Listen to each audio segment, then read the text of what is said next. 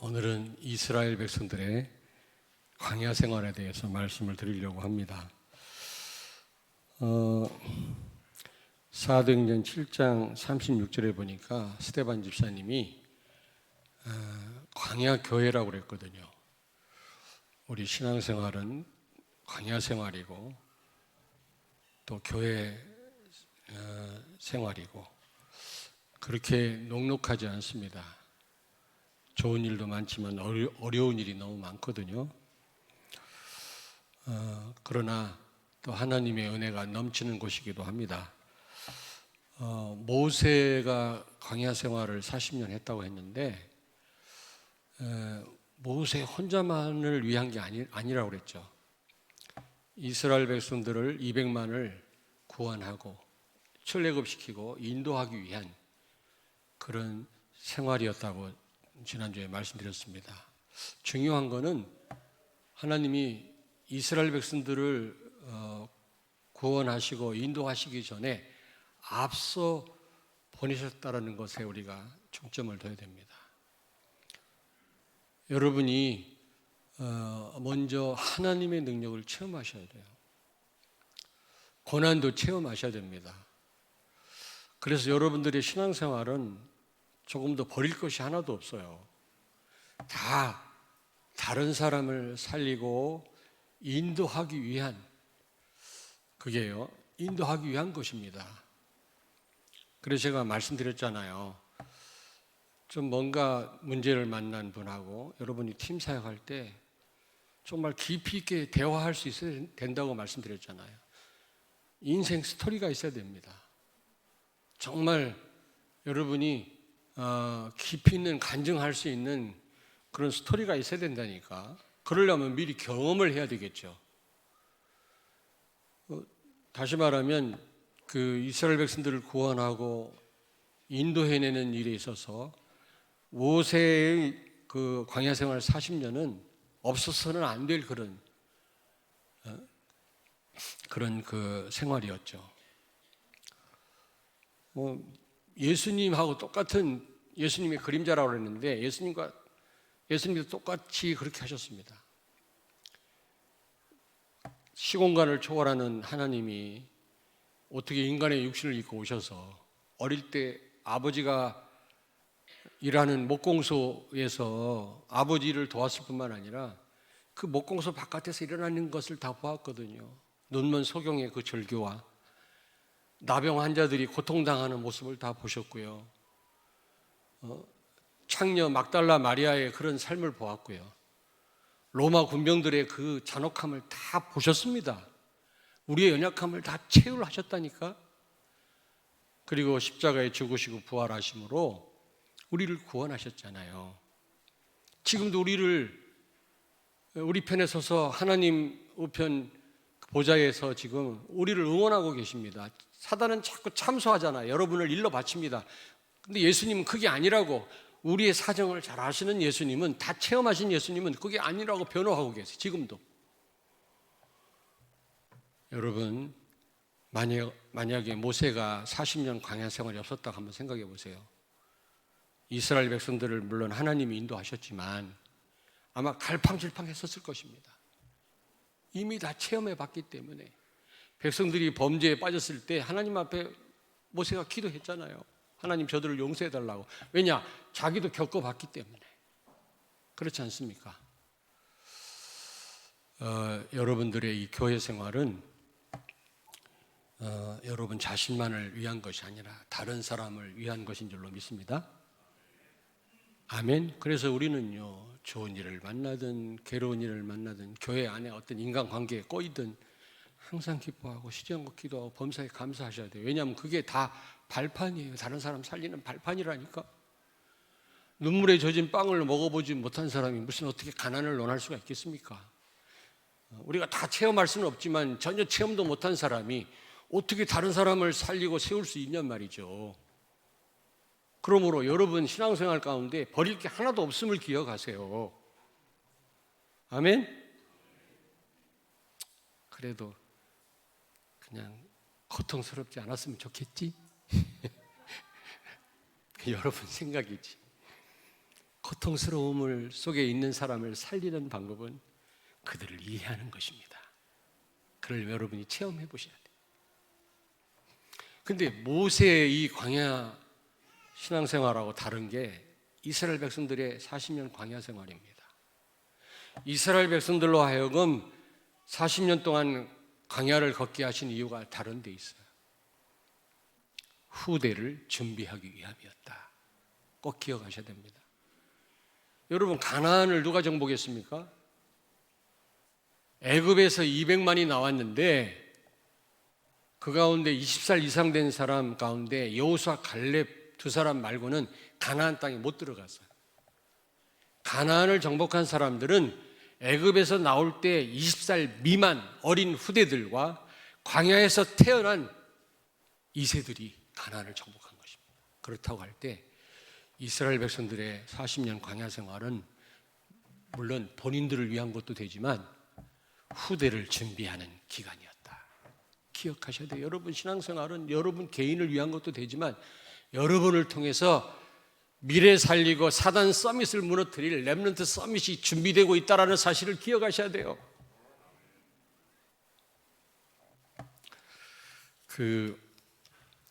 요즘에 코로나 때문에 학교도 못 가고 마음대로 친구도 못 만나잖아요. 그러니까 우리 어린 후대들이 게임 중독에 많이 빠져 있다는 겁니다. 심지어 어떤 어린아이는 자기 자신이 부활할 줄 알고 8층에서 뛰어내려서 죽었어요. 직사했어요. 왜냐하면 그런 게임을 보다 보니까 예수 그리스도 부활 말고 그냥 부활한다라는 게임을 하다 보니까 자기도 살 줄 알고 뛰어내린 거예요. 그래서 죽었어요. 그리고 인공지능을 가진 여학생하고 사랑에 빠져가지고요 공부고 뭐 다 때려친 그런 후대들이 있다고 그러더라고요. 아니 어른도 있대요. 게임 하다가 인공지능을 가진 여자하고 사랑에 빠져서 가정에 막 불화를 일으키고 그런 경우가 많이 있다고들 합니다. 여러분 사단의 최고의 전략이 뭔지 아십니까? 말할 것도 없이 우리 렘넌트를 선점하는 건데 어린 후대들을 무엇보다도 잠자는 시간을 뺏는 것이라고 합니다. 깨어있는 시간은 물론이거니와 잠자는 시간을 얼마나 더 빼앗느냐 여기에 사활을 건다는 겁니다. 사단이. 그래서 가상세계를 제공해서 거기에 빠지도록 한다는 겁니다. 그래서 삶의 중심이 현실 세계가 아니라 학교 생활이 아니라 가상 세계라는 겁니다. 요즘 어린 후대들이 그렇대요. 그래서 가끔 현실 세계로 돌아온다네. 아니 현실 세계를 살다가 가끔 가상 세계에 빠지는 게 아니라 평상시 가상 세계에 살다가 가끔 현실 세계로 돌아온다는 거예요. 참 얼마나 참 위험한 일입니까, 여러분? 삶의 중심이 가상세계에 있는 겁니다. 지금 어린 후대들을 잠자는 시간에 다 그렇게 만들고 있다니까요, 지금 사단이. 여러분, 호모데우스란 말 아시죠? 예? 사단은 자꾸 우리를 신으로 진화된다라고 속여서 우리를 속이는 겁니다. 내가 신이라는 겁니다. 요즘 젊은이들이 이 호모데우스 이 사상에 빠져가지고 나는 할 수 있다. 나는 신이 될 수 있다라는 겁니다. 이런 생각을 불어넣는 거예요. 그러니 어떻게 그런 젊은이들이 하나님을 믿을 수 있겠어요? 자기가 하나님으로 진화가 된다는데. 호모데우스라는 그런 말이 있습니다, 요즘에. 그래서 어린 이 후대들이 너무너무 준비한데 바로 여러분들의 신앙생활, 다시 말하면 녹록지 않습니다, 신앙생활요. 지난주에도 말씀드렸습니다마는 불신자들은 술 한잔 먹고도 화해하는데 교회는 왜 그래 째째하게. 근데 달라요. 수준이 달라요. 술 먹고 화해하는 거하고 정말 복음으로 넘어서는 거하고는 다릅니다. 이거는 보통 영적 싸움이 아니에요, 여러분. 우리 본성은요 하나님을 멀리합니다. 그런데 하나님 말씀대로 살려고 하는 신앙생활이 그렇게 쉽겠습니까? 그게 성숙된 그리스도인은 복음을 정말로 제대로 누리는 분이야 쉽겠지. 그러나 대다수가 쉽지 않습니다. 광야 생활하고 똑같아요. 근데 여러분, 힘들고 어려운 이 광야 생활은 바로 후대를 준비하는 기간이라는 사실을 기억해야 돼요. 후대를 살리지 못하고는 미래가 없는 것입니다. 지금 사단 서밋들은요, 그 사단 서밋을 양성하는 지금 그런데 돈을 어마어마하게 투자를 한다네. 그 뭐 빌 게이츠나 이런 사람들 있잖아요. 그 후손들은요, 스마트폰을 만지지 못하게 한대. 스마트폰. 우리 후대들은 막 24시간 막 스마트폰. 이거 스마트폰을 안 보면 금단 현상이 오잖아요. 어른들도 그런데 뭘. 저 어른들하고 대화할 때는 스마트폰 내려놓고 그걸 봐가면서 예? 저한테는 혼납니다. 무슨 뭐 어마어마한 지금 무슨 뭐 거래를 하는 것도 아닌데 말이지. 그냥 이걸 보고 친구 문자 하나 때문에 이 정도로 지금요 이게 중독돼 있다니까. 근데요 이 사단 서밋들은요 후손들한테 스마트폰 안 줍니다. 그거에 발목 잡히지 않도록, 그거에 노예가 되지 않도록 그렇게 하고 있다니까. 근데 우리는요 제대로 이 렘넌트 서밋 세우는 일에 우리가 진짜 기도하고 있습니까? 자, 첫째로 이스라엘 백성들의 40년 광야 생활은 첫째로 정체성을 확인하라고 하는 하나님의 큰 계획이 있습니다. 여러분, 교회 생활을 통해서 여러분의 정체성을 확인하셔야 돼요. 여러분은 하나님 자녀입니다. 어제 핵심 메시지에 뭐라고 말씀 나왔습니까?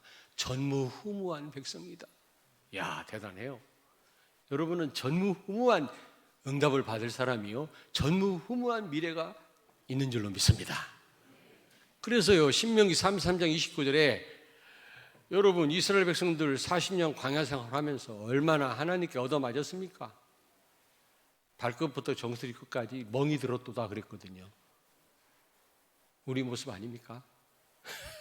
불신앙하다가 얼마나 얻어 터져가지고 거기에다가 광야 생활 자체가 힘든 생활 아닙니까? 그 백성들한테 모세가 말년에 뭐라고 얘기를 합니까? 인간적으로는요 뒤지게 얻어맞았고요 40년 죽도록 고생한 그들에게 뭐라고 그래요? 이스라엘이여 너희는 행복자로다. 이 세상에 너희처럼 구원받은 백성이 어디 있느냐? 할렐루야. 여러분, 우리는 하나님 자녀예요. 우리는 이 신앙생활을 통해서 하나님 자녀에게 어떤 축복이 주어져 있고 하나님이 지금 나를 어떻게 인도해 나가시는지 우리는 체험하고 확인하셔야 됩니다. 아멘. 그냥 어제나 오늘이나 영원토록 동일하게 그냥 교회만 왔다 갔다 이래서는 안 된단 말이죠. 처음에는 몰랐는데 내가 이런 복을 받았구나, 내가 하나님의 자녀 맞구나, 하나님은 오늘도 나를 인도해 나가시는구나. 아무도 그 강대국 애굽에서 나올 수 없는데 이스라엘 백성들이 나왔잖아요. 하나님의 능력으로. 그리고 홍해를 건넜잖아요. 하나님이 그 쌀한톨 안 나는 광야에서 40년을 먹이셨잖아요. 거기서 신분을 확인해라 말이야. 우리는 교회 생활을 통해서 힘든 일, 좋은 일, 또 은혜 받는 일을 통해서 정체성을 체험하고 확인해야 될 줄로 믿습니다. 아멘. 저도 좀 이렇게 대인 기피증이 있었고요. 여러분은 안 믿겠지만 그 움츠러드는 그런 게 있었거든요. 영적 문제가. 근데 이 신앙생활을 통해서 저는요 치유받았어요. 야, 내가 참 이게 보잘것없는 인간인 줄 알았더니 하나님 나를 이렇게 사랑하시는구나. 그리스도의 능력이 대단하구나. 전도 현장에서 체험했어요. 여러분 체험하셔야 됩니다. 광야 생활을 하는 가운데 이스라엘 백성들이 대다수가 하나님을 원망했지만 원망할 일이 아니라니까. 거기서 하나님의 능력을 체험하셔야 돼요. 하나님이 하시는 일을 봐야 되는데 그걸 못 본 거 있죠. 참 안타깝다. 두 번째로 하나님 여기 보니까 말씀대로 순종하는지 순종하지 않는지, 말씀대로 선택하는지 선택하지 않는지 여부를 시험키 위함이라 그랬어요. 여기요. 오늘 여기 본문 말씀 여러분 2절 보십시오. 2절. 너를 낮추시며 너를 시험하사 그랬잖아요. 시험하셨다고 그랬거든요. 2절에 보니까 하나님이 모르셔서 그렇게 테스트를 했겠습니까? 여러분, 근데 여기서 말하는 시험은 마귀가 주는 시험하고 달라요. 마귀가 주는 시험은 템프테이션이에요. 유혹하고 우리를 무너뜨리는 시험이라면 하나님이 주시는 시험은 훈련이에요. 훈련. 트레이닝, 훈련입니다. 여러분, 사실 하나님 몰라서 하신 게 아니라 훈련하신 거죠. 처음에는 자기 생각대로 자기 원하는 대로 육신적으로 선택을 했겠죠. 근데 가면 갈수록 하나님 말씀대로 선택하도록 훈련하신 훈련장이 바로 광야입니다. 교회 생활입니다. 예전에는 내 뜻대로 내가 원하는 대로 좋은 게 좋은 거라고 내가 선택했다면 지금은 그렇게 하면 안 됩니다.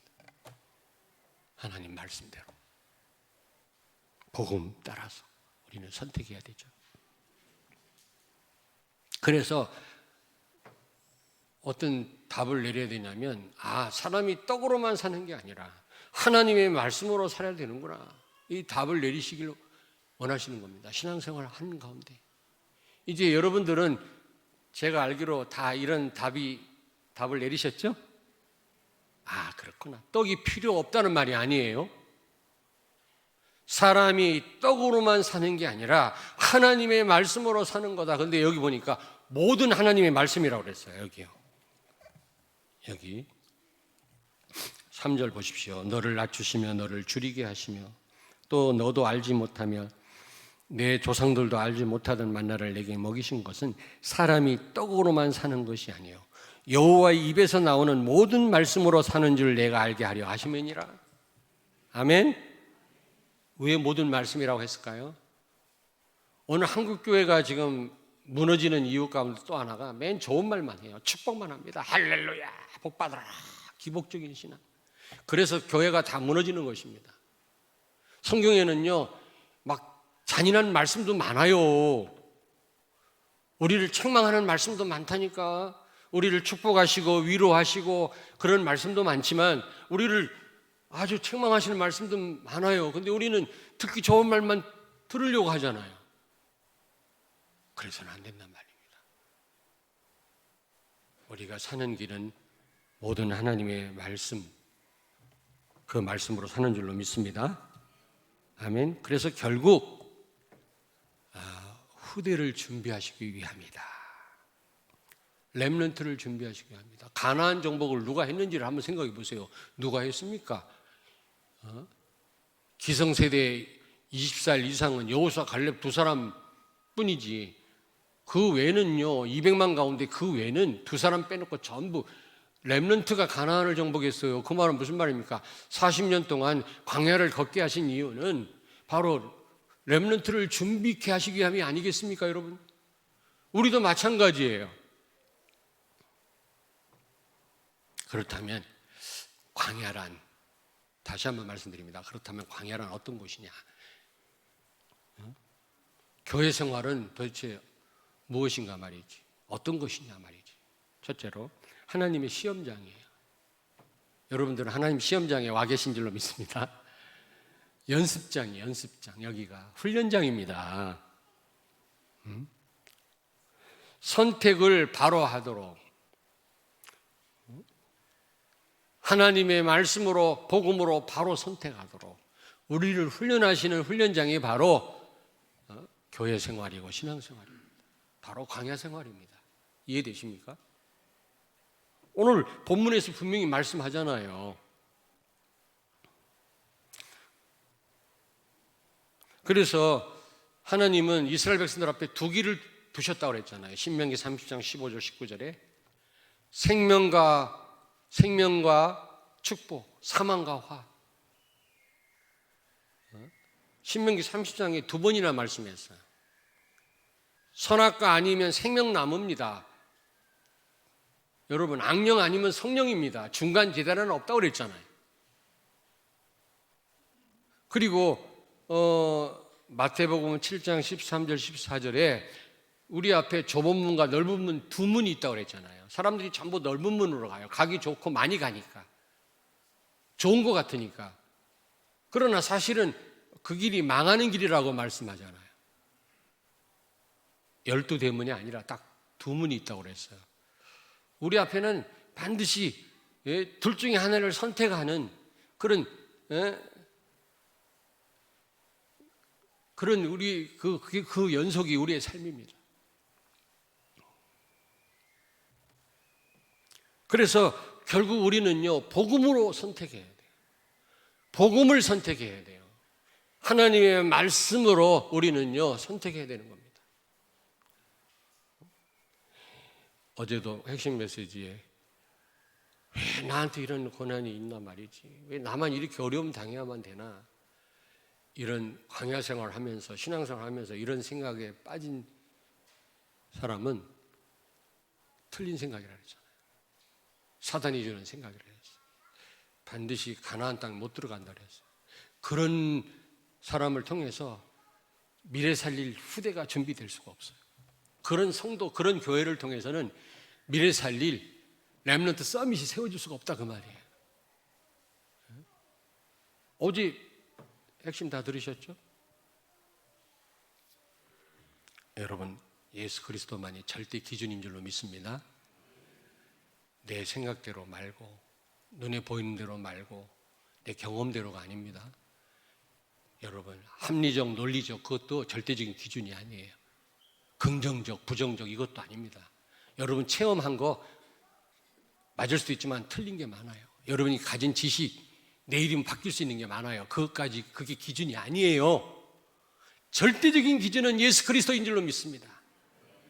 예수 그리스도로 선택해야 돼요. 당장 안 되는 것 같아도 두고 보세요. 생명과 축복입니다. 여러분 좋게 보이고 여러분에게 유익되게 보여도 육신적인 선택은 사망과 화입니다. 금방 결과 나타나면 바르게 선택 안 할 사람이 누가 있어요? 금방 결과가 안 나타나거든. 그러니까 속습니다.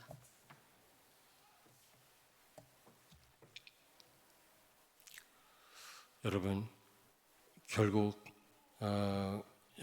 여러분들은 복음을 선택해야 될 줄로 믿습니다. 성령의 인도를 받으셔야 돼요. 저는 참 모자란 인간이지만 성령의 인도 받고 후회해 본 적이 한 번도 없어요. 근데 인본주의 써가지고 후회한 적 많아요, 진짜. 지금은 인본주의 안 쓰죠. 쓰라고 해도 안 쓰죠. 그래서 여러분, 교회가 답니다.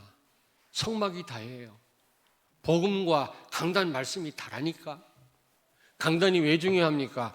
여러분이 중요하니까요. 전무후무한 하나님 백성이니까요. 강단이 중요한 거지. 여러분이 아니라면 강단이 무슨 필요가 있습니까? 여러분이 하나님 백성이기 때문에 반드시 하나님은 여러분을 통해서 미래 살릴 렘넌트를 세우시길 원하기 때문에 강단 말씀을 생명처럼 붙잡으라 그 말이에요.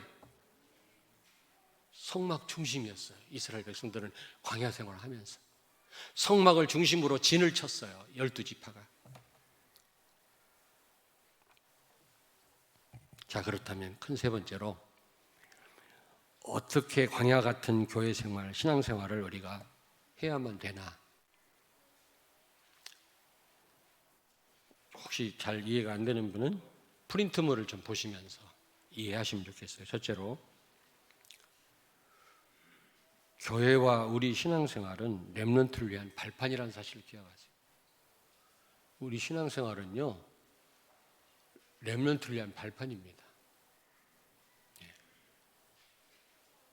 여러분, 렘넌트가 나를 밟고 세계 살릴 일꾼으로 세워진다면 기쁨으로 하겠어요. 기쁨으로. 렘넌트 때문에 내가 굉장히 그 손해를 본다. 나는 손해 기꺼이 보겠어요. 발판이라니까 기분 나쁩니까? 주역이 아니라 우리 교회가 발판이에요. 여러분의 신앙생활은 렘넌트를 하나님이 세우시기 위한 생활인 줄로 믿습니다. 준비하시는 기간이에요. 그래서 우리는 이 렘넌트 서밋 24 시스템을 세워야 돼요. 어쨌든 주일학교 선생님들 너무 귀하죠. 그러나 주일날 잠깐 와서 메시지 잠깐 들어가지고는 각인뿔이 치유가 안 돼요. 체질이 안 됩니다. 그래서 어린이집이 얼마나 감사하고 지금 비전 교육원이 얼마나 지금 감사할 일입니까? 근데 그거는 또 잠시 잠깐이에요. 중요한 거는 대안학교입니다. 그들을 먹고 자게 하면서 일주일 동안 집중적으로 실력을 키우고 복음을 각인시키는 것입니다. 그런데 어제 마침 어떤 6채 집이 나왔대. 집이. 어떤 분이 앞장서서 그걸 사겠대요. 내가 하겠다 말이야. 장로님들과 함께 그 대신 앞장을 서겠다 뭐 이렇게 말씀해서 너무 감사해서 갑자기 막 비전 교육원이 생각이 나고 미션홈이 생각이 나고 렘넌트 막 키울 생각이 나고 막 가슴이 뛰더라고. 그래가지고 어제 여러분 다 장로님들한테 다 오늘 긴급 당회 소집 문자 다 보냈잖아요. 다시 취소했지만 그 건물을 알아보니까 그 건물이 불법으로 지은 건물이라. 그리고 말도 안 되게 비싸게 더 가격이 막 확 떴어. 그래가지고 없던 걸로 합시다. 기도합시다 했는데 저는 너무 기쁜 게 하나님이 벌써 시작하셨어요. 벌써 이슈화 시키셨어요. 벌써. 그 말로만 그동안 대안학교 뭐 우리 건물 필요하다 했지 실제 어떤 건물을 놓고 당회 소집을 했다가 취소했지만 실질적으로 우리가 도전한 거는 시작이거든요. 하나님 그렇게 하실 겁니다. 아니 하나님이 다 하셨잖아요. 안 한 거 있습니까? 가만히 있다가 어느 날 방하고 하나님 일을 터뜨리는 분이 아니잖아요. 저는요 벌써 하나님이 시작하셨구나. 너무 기쁜 거죠. 왜 렘넌트 서밋을 세울 수 있는 시스템이 필요하다니까. 24 시스템이. 주일날 하루 불러가지고 메시지 한 번 해가지고는 안 돼요. 성도들도 물론 여러분 사실은 주일 예배 한 번 가지고 여러분 신앙생활 승리해야 됩니다. 근데 우리가 더더욱 세계를 살리고 제자를 세우려니까 우리가 훈련받는 거지 주일 예배가 부족해서는 안 되거든요. 사실은.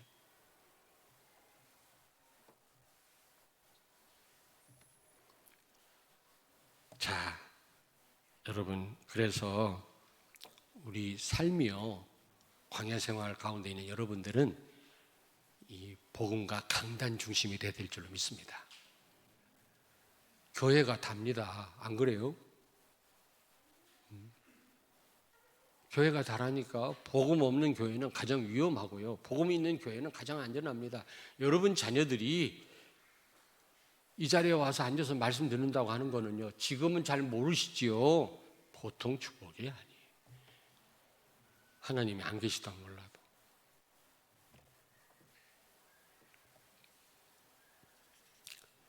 자, 이렇게 이런 강야 생활의 의미를 알고 신앙생활을 하시는 교회 생활을 하시는 여러분들을 누가 두려워한다고요? 사단이.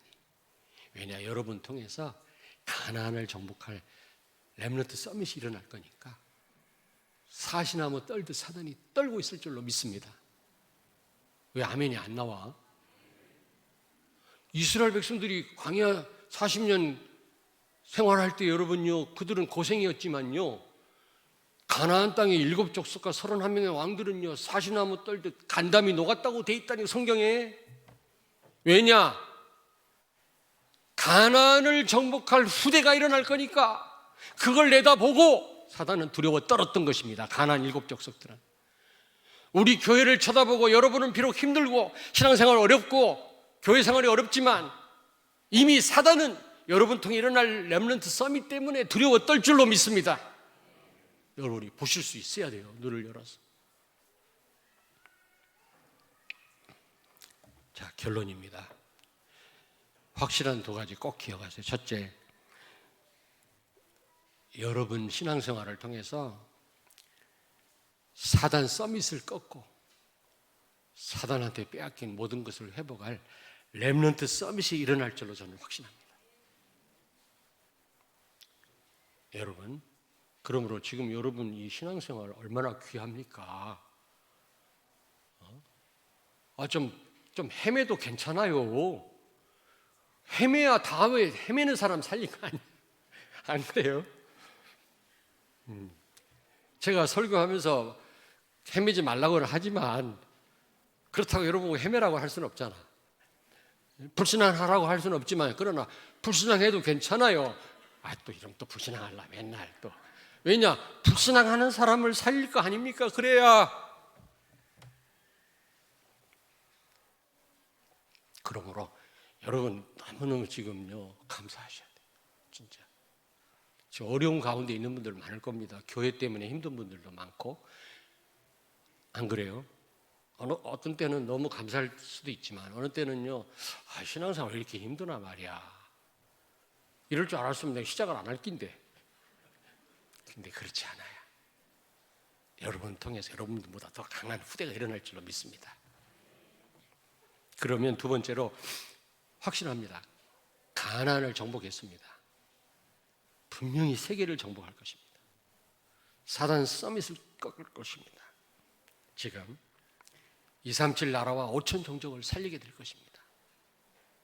미래 재앙을 막게 될 것입니다. 왜냐?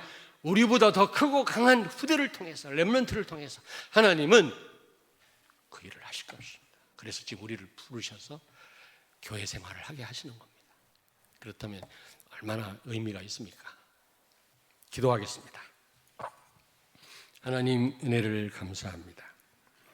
광야 같은 우리의 신앙생활, 교회 생활을 통해서 렘넌트 서밋을 세워 세계 살리기 위한 것임을 오늘 깨닫게 해주심을 진심으로 감사를 드립니다. 우리들이 든든한 렘넌트의 발판이 되게 하여 주옵소서. 하루하루 항상 기뻐하며 쉬지 않고 기도하며 범사에 감사하며 어떤 일이 있어도 말씀 따라가는 우리 성도들 되게 해 주옵소서. 서밋 렘넌트를 세울 수 있는 24 시스템이 세워질 수 있도록 하나님 축복해 주옵소서. 예수님 거룩하신 이름으로 기도하옵나이다. 아멘.